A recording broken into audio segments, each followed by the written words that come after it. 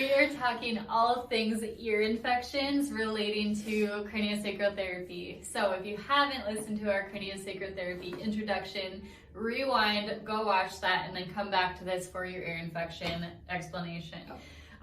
When it comes to the CST and the eustachian tube, this little hole right here is where the ear connects to, obviously, and then that tube goes inside and drains down our throat.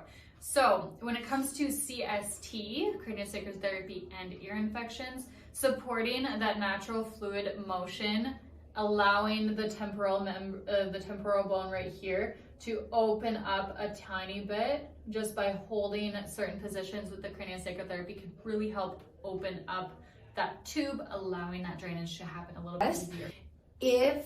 I know for me personally as a kiddo, I was really prone to ear infections. I was one infection away from getting tubes in. So I'm someone that I definitely felt all that pressure all the time. Where that comes in with CST though is getting a little bit ahead of the curveball. So maybe you have, a kiddo on the way, you've got one at home, your first kiddo, ear infections all the time, and you're looking to be a little more ahead of the curve. Or maybe it's your first one and you just want preemptively get that relaxation because, again, we all want to be at peace, right? Who doesn't want us to be relaxed all day long?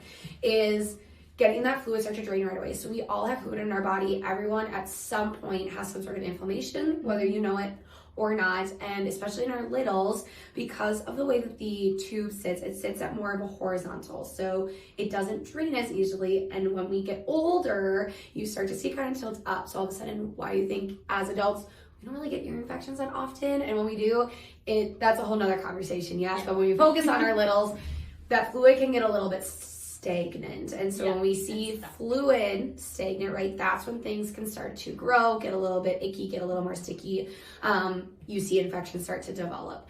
When we get preemptively with the CST and we can start to, like Dr. just said, open up that tube just a little bit. Now it's not going to go up like this, but if we can give it a little bit more space, a little more space for the fluid to move out of the ear canal, we're going to avoid any sort of excessive buildup of that fluid, reducing chances of developing an infection further on. So even if you're like, my kid doesn't have an ear infection, well, it may be also really wonderful to receive a little bit of CST to help reduce chances of developing that ear infection coming on anyways. Or if your kiddo is having recurrent ear infections over and over and over again, always doing the antibiotic route type of thing, and that fluid is still not draining, try CST.